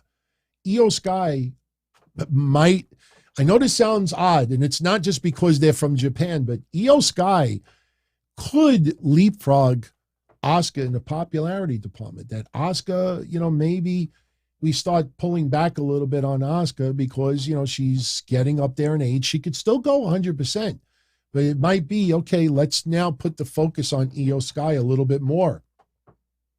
And Io Sky versus Asuka is a tag team that I want to see. If you're not going to reform the Kabuki Warriors with Kairi Sane, then put Io Sky and Asuka together. It is easy. It makes sense. People would love it. And they would be really an unstoppable tag team. And you kind of ease up a little bit on Asuka and Io Sky having to have the focus all on themselves. So I'll give it an 8.5 to a 9. I'll give it an 8.5 since Roman wasn't on it. And it could have, but I enjoyed it. Definitely worth the watch. And there was enough that I would watch it again. So, all right, let's briefly run down the World Heavyweight Championship Tournament. Because obviously 24 hours from now, things will change. We already will know who's going to go to Night of Champions representing Raw for this championship. In 5 days, we will know who from SmackDown will be facing the person on Raw.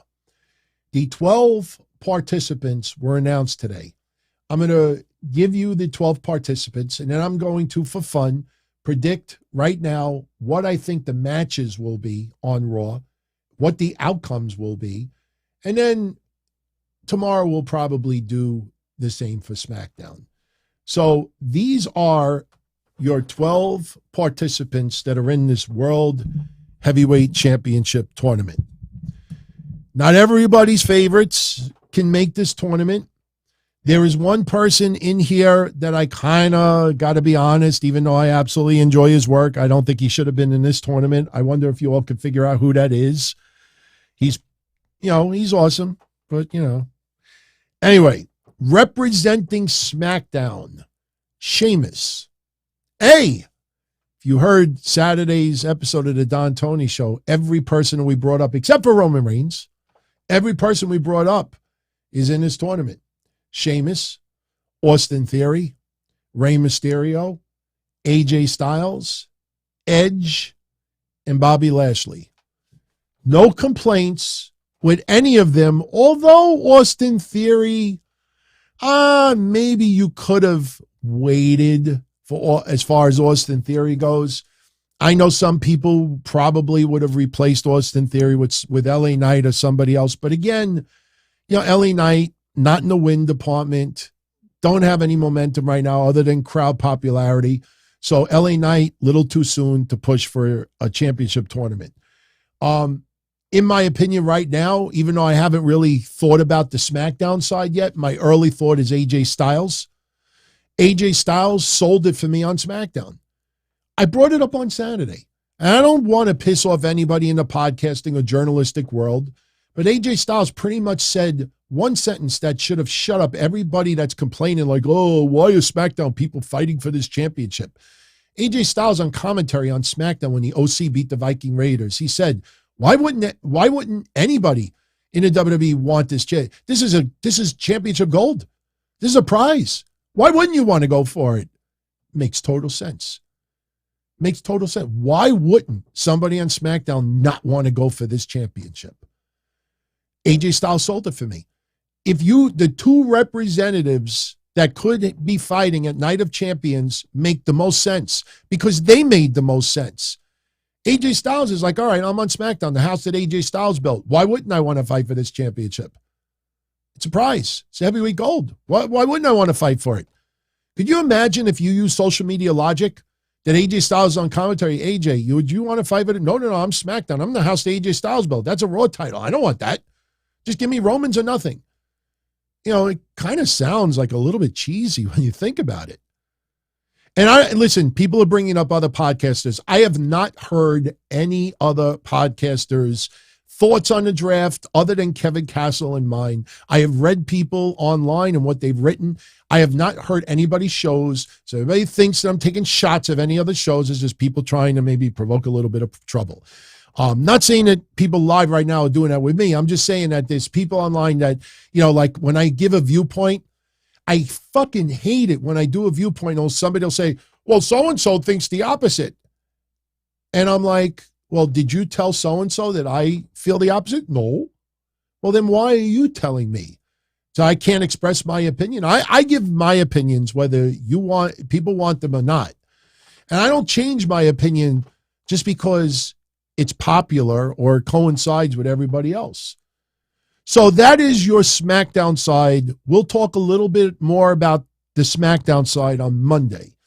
But on the Raw side, we have Damian Priest, Seth Rollins, Finn Balor, Shinsuke Nakamura, The Miz, and Cody Rhodes. Cody Rhodes is a fascinating choice because if Cody Rhodes cuts a promo on Raw, Cody Rhodes has to bring up that regardless of what happens with this championship, he wants Roman Reigns. You cannot divert from that. Cody Rhodes will still go after Roman Reigns. Do not be fooled. Cody Rhodes, listen, why would Cody Rhodes not want every championship there is in WWE? You get an opportunity for a championship, you take it. But for Cody Rhodes, the prime target is Roman Reigns. So Cody Rhodes, everyone out there, expect a promo from Cody on Raw that will clear up that he's been announced for this tournament, but it's clear whatever happens in this tournament, it does not change the fact that Roman, I'm coming for you. Roman, I'm coming for you. You could put any obstacle you want in front of me. You could do this, you could that. Roman, I'm coming for you. That's got to be made clear on Raw. So, I like The Miz. I have not wavered. I've appreciated him for years. But I don't think he should have been in this tournament.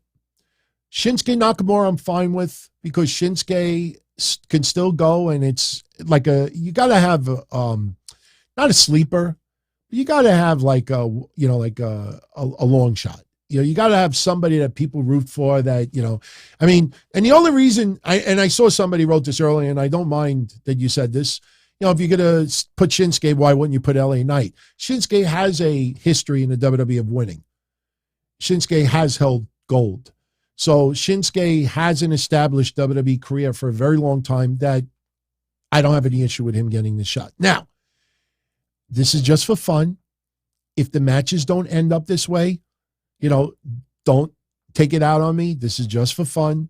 But when I look at those 6 guys on Raw, this is how yours truly would do this tournament on Raw Monday, May 8th. There's going to be 2 triple threat matches. That we know. And the winner of each triple threat will face each other as the main event on Monday, May 8th's Raw. And whoever wins that main event will go on to Night of Champions for that championship. The 3-way matches that I would put for Monday, match 1 would be Seth Rollins versus The Miz versus Damian Priest. And I would have Seth Rollins go out on top on that match. So Seth Rollins goes on to main event Raw. And I will give you the outcome of that match in a moment. That means the other match would be Cody Rhodes versus Finn Balor versus Shinsuke Nakamura. Shinsuke and Finn Balor, are going to put on a great fucking performance. Cody and Finn Balor, are going to put on a great fucking performance. Cody and Shinsuke would be pretty interesting to see. I think that match, if they put those 3 guys, because they have not announced the 3-ways, that's the match that I would want to see on Raw. But I believe Cody Rhodes wins this match. And we get, for the main event on Raw, a rematch. Yes, match that some people don't want to see happen again, but we get the rematch. Cody Rhodes versus Seth Rollins. This time, Seth Rollins finally gets his win on Cody Rhodes, but I think Brock Lesnar needs to interfere. Somebody needs to interfere, cause Cody Rhodes the win. You can choose Solo Sikoa if you want. You could choose Brock Lesnar if you want. I personally think it should be Brock Lesnar, and I'll tell you why. A lot of people think Solo Sikoa, but I'll tell you why I think it should be Brock Lesnar. They're going to Saudi Arabia in 3 weeks. Brock Lesnar is at the top of Saudi Arabia's want list when it comes to WWE. Undertaker is at the top of that list too, but the Undertaker doesn't wrestle anymore. So the Undertaker makes appearances. But Brock Lesnar, oh, you must be Brock. Brock Lesnar must appear. So Saudi Arabia wants Brock at Night of Champions. This is not zero news. This is not, me reporting exclusives. This is just common sense. Saudi Arabia wants Brock. Who is Brock going to face? Brock Lesnar, if he interferes, causes Cody to win on Raw. That makes sense to have a rematch at Night of Champions. There's only one problem with this. The event is called Night of Champions. Cody's not a champion right now. Brock Lesnar is not a champion right now. How do you explain Cody versus Brock at an event that you're kind of insinuating that everybody fighting are champions? I wonder if they do a street fight, an unsanctioned match, that it's unsanctioned. That's why it's taking place at Night of Champions. Even though it's not a championship match, it's an unsanctioned match. That's the only reason why I'm a little bit torn with this. But again, Solo Sikoa is not a champion right now. So if you're going to have Cody Rhodes, unless Cody Rhodes is not going to Night of Champions, that's a possibility. Let that stay in the back of your mind. Cody Rhodes might not have a match at Night of Champions, but everybody believes that Brock Lesnar will be there. So if Brock Lesnar is going to have a match, it's got to be against Cody. That's the only person that makes sense 3 weeks away. Remember, we're only 3 weeks away. So the road to Saudi Arabia begins on Raw for the next 3 weeks. A lot of what you see on TV is going to have to do with Saudi Arabia. Nobody's thinking about that. So ramifications from Raw is going to lead into Saudi Arabia. So Seth Rollins will defeat Cody. Somebody's going to cause Cody's defeat. That will lead to Saudi Arabia, in my opinion. So we will see what happens. But those are my lighthearted predictions for Raw this Monday. A photo that I forgot to show you earlier.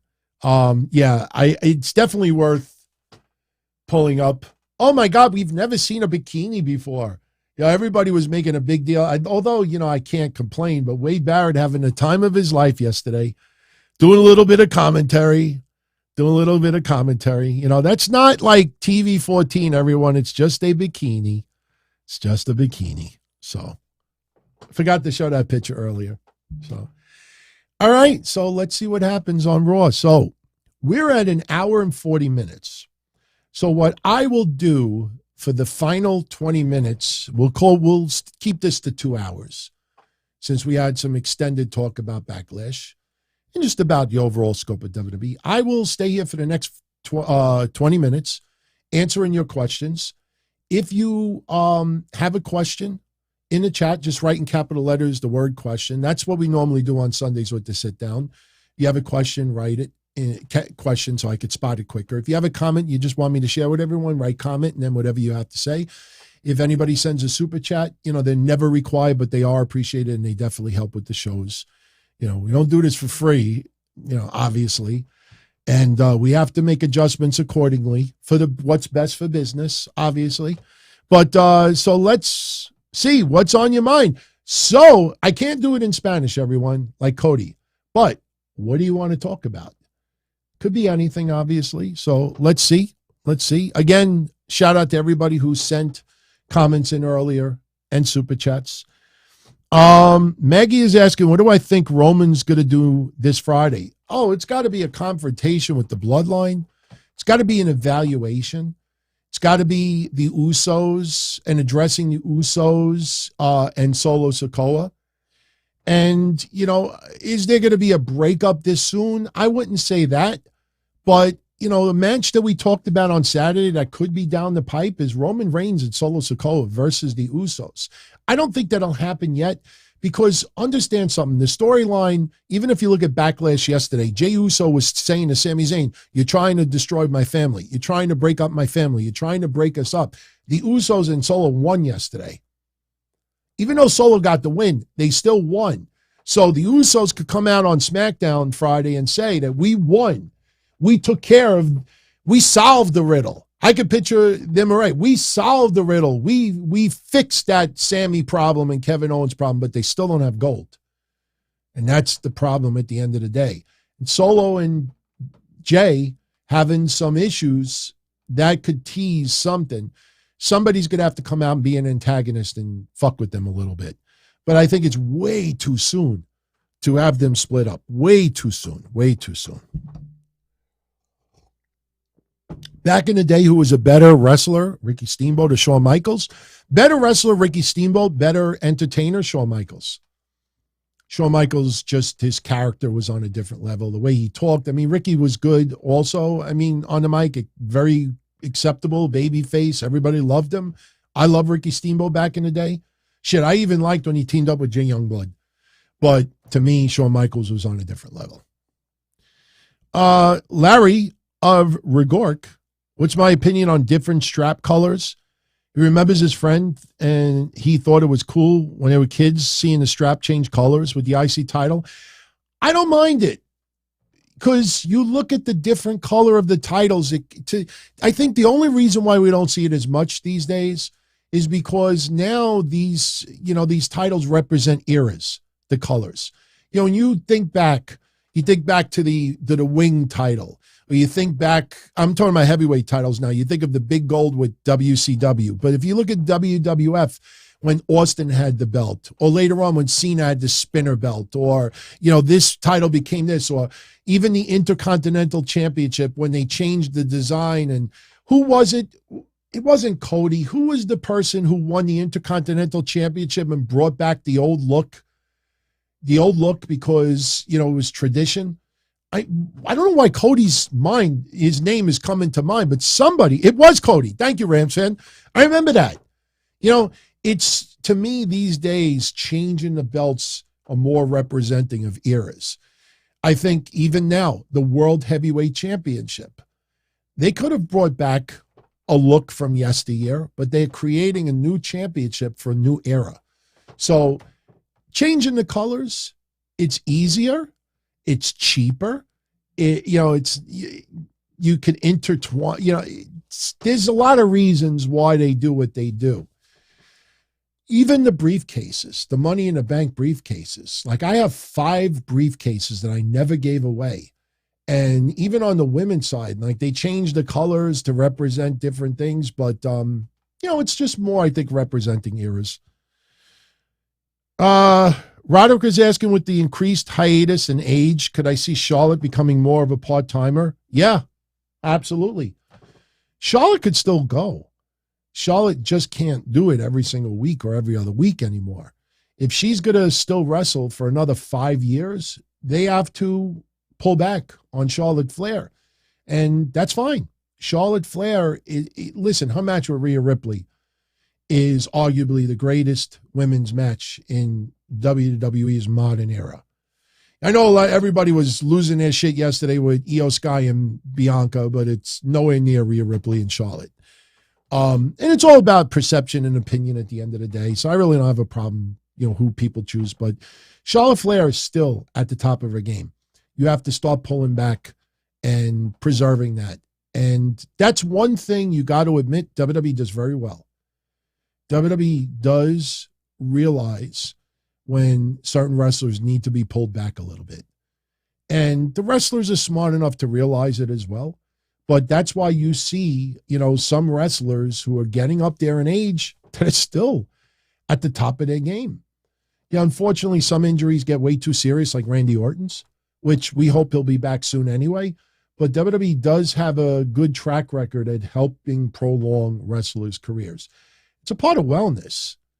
And I'm not going to go there and compare it to AEW, but you do see some people in AEW say to yourself 5 years from now, is that person going to still be wrestling? and it's unfortunate, but at some point, wellness has to kick in. Mark Hicks, my favorite ECW pay-per-view of all time, either Barely Legal, 1997, or Heatwave 98. Those are my two favorites. Barely Legal because it was the first pay-per-view.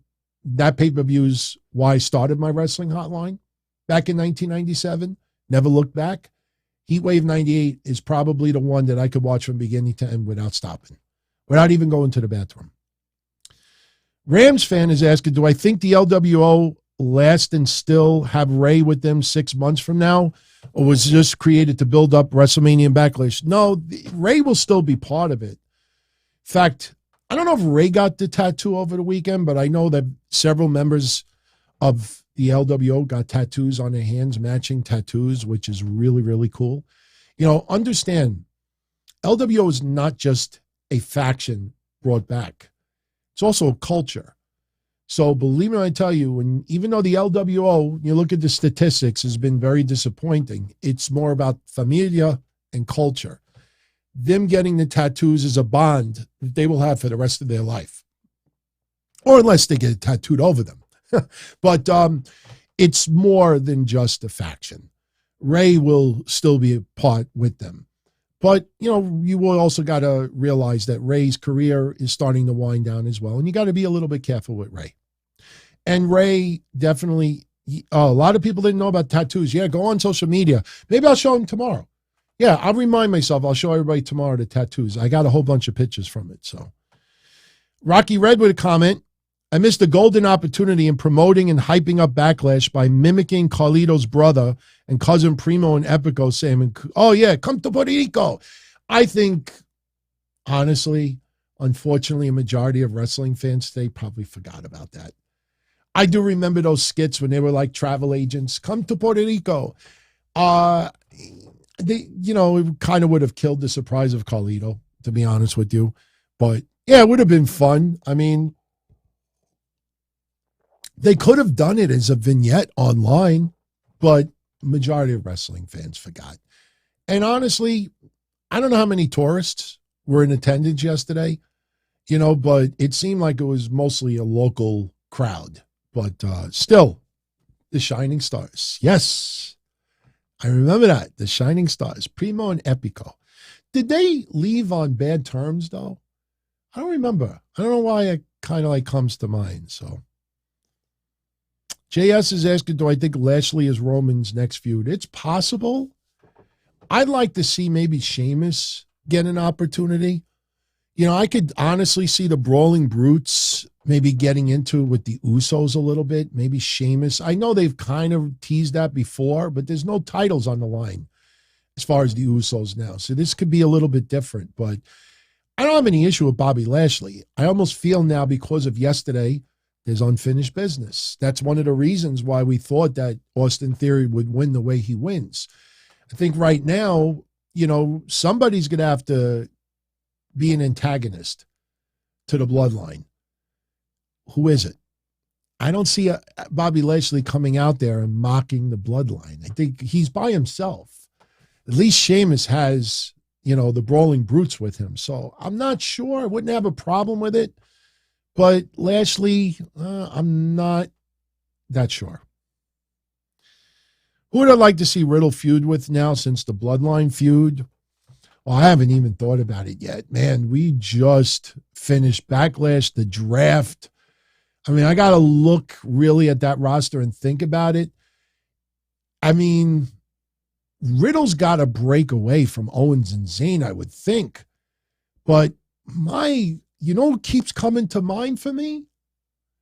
I wonder if the chat room could think about it. Gunther. I could see the Imperium, and I talked about this on Saturday. I could see Imperium challenging Kevin Owens and Sami Zayn for the tag titles, and Gunther and Riddle going at it. The problem is that Riddle has lost a few too many matches for me. But I think him versus Gunther might be a lot more physical than we think. So if you want me to give you a spur in a moment answer, I say Gunther. I think that would fucking be pretty hot, man. Gunther versus Riddle. I think that would be better than people think. And my God, could you imagine if Riddle pulled the upset on Gunther? I don't see it. Riddle versus Gunther might end up being in Saudi Arabia. That might be the Saudi Arabia match because it is Night of Champions. Gunther, I think, is representing. So Riddle versus and think about Saudi Arabia. A little more babyface heel.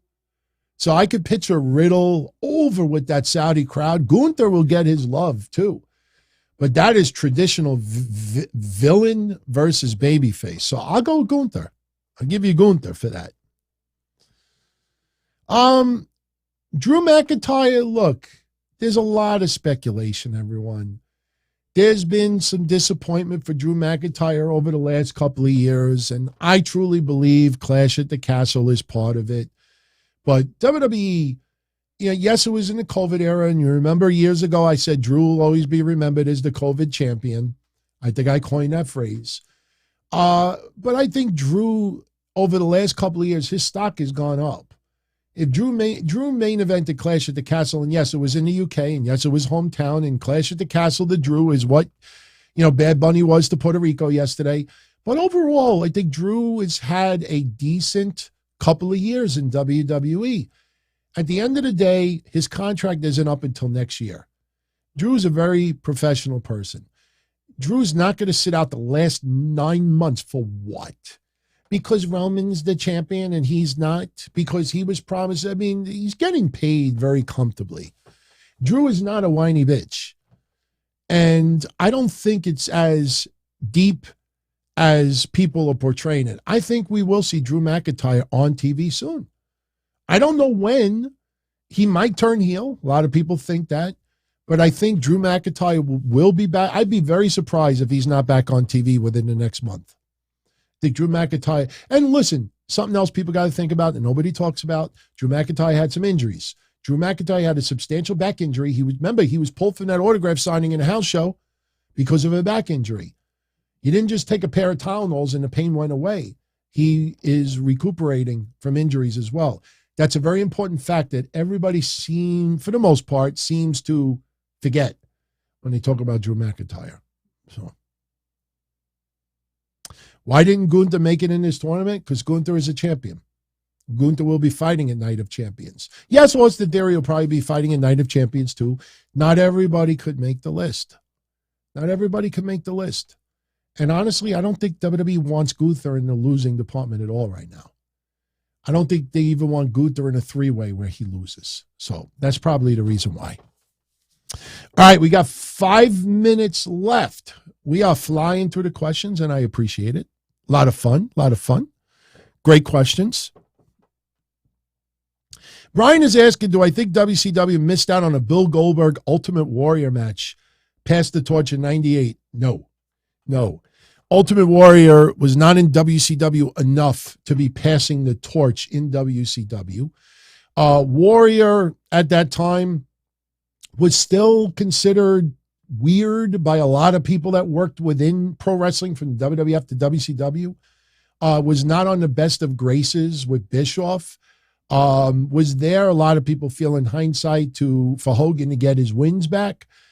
Ultimate Warrior was not a mainstay there enough where he could pass the torch. And I don't think anybody and their mother would have thought that the torch was being passed to Goldberg, because Goldberg's matches for the most part were very, very quick.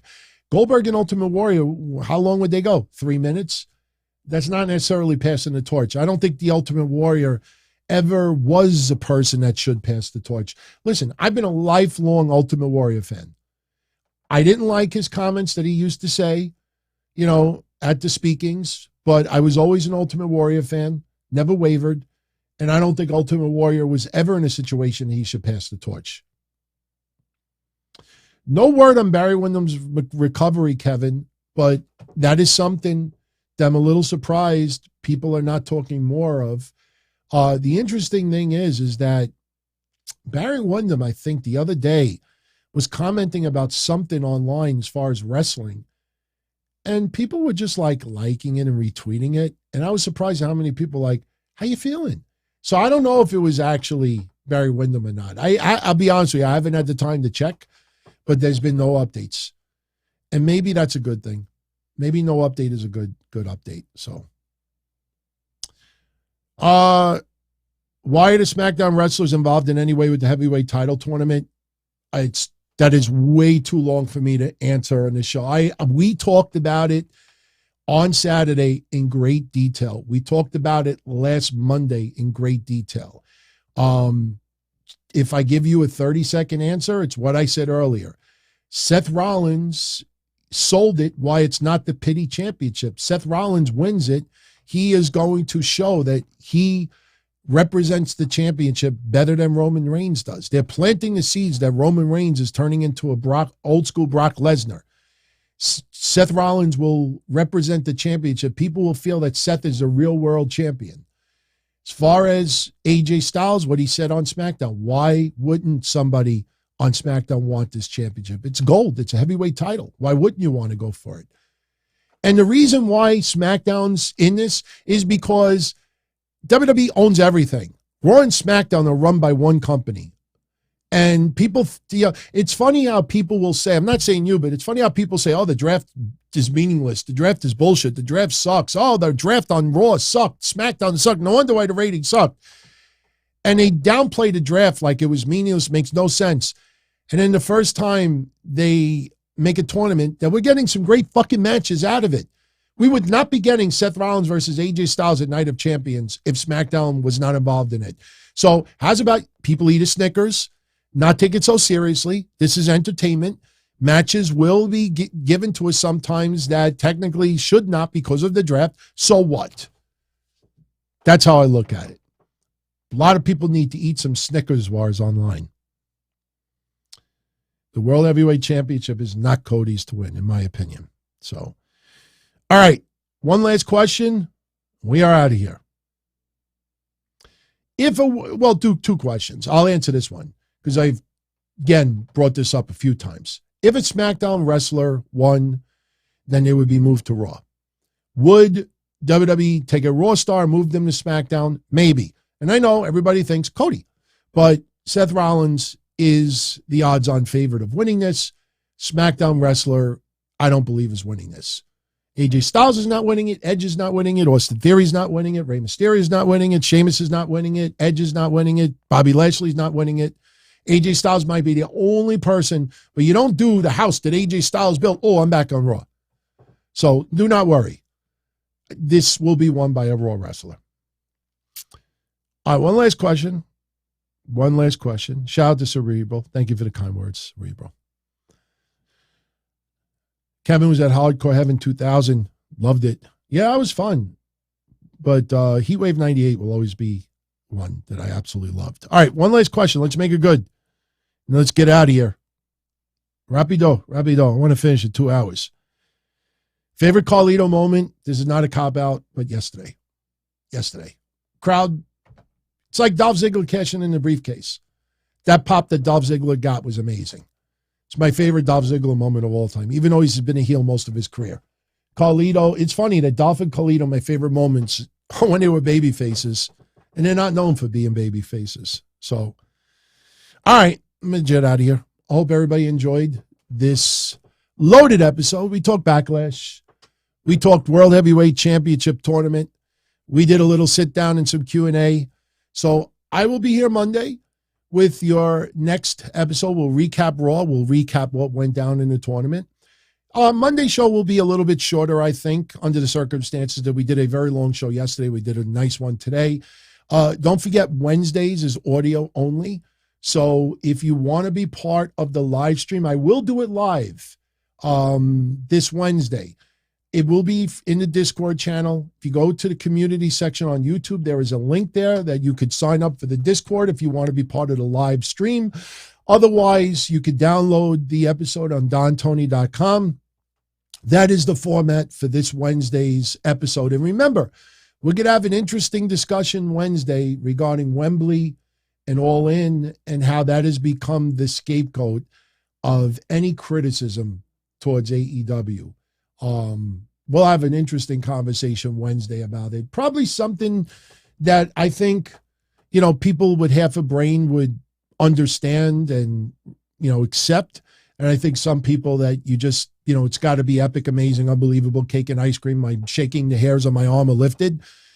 If it's not part of that, they will never understand it. So we'll talk about a few other things. We got to remember NXT is happening Tuesday as well. And we got Battleground coming up. So that's going to be a fun show. And that goes head to head with Double or Nothing, which is going to be interesting. So everyone, it's been real. I am out of here. If you enjoyed the episode, you know what to do. If you know anyone else out there that would like the channel, let them know about it. And yeah, much appreciated as always. Great questions tonight. Great discussion. And once again, Backlash was a fucking hell of a lot of fun, man. I mean, there was so much about Backlash. They didn't rewrite the wheel yesterday. Bad Bunny and Damian Priest was an attraction. And, we move on from there. But still, it was enough that 3 hours, a lot of fun, a lot of emotional moments. Didn't have to think too deep with things. Overall, a fun event to watch. So I'm out of here, everyone. Much love. Catch you all again soon. Be well. As far back as I can remember, I always wanted to be a podcaster. For me to live any other way was nuts. To me, those goody-good people who worked shitty jobs for bum paychecks and took the subway to work every day and worried about their bills were dead. I mean, they were suckers. They had no balls. If I wanted something, I just took it. I ran everything. I paid the bills. I paid the host. I even paid the masked maniac. Everybody had their hands out. Everything was for the taking. We always called each other good fellas. You would always hear from somebody. You're gonna like Don Tony. He's all right. He's a good fella. He's one of us. But if you're part of my crew, nobody ever tells you they're gonna get rid of you. It doesn't happen that way. There weren't any arguments or curses like in the movies. See, your haters come with smiles. They come as your friends, the people who've claimed they care the most for your life. And now that's all over. And that's the best part. Today everything is different. There's lots of action.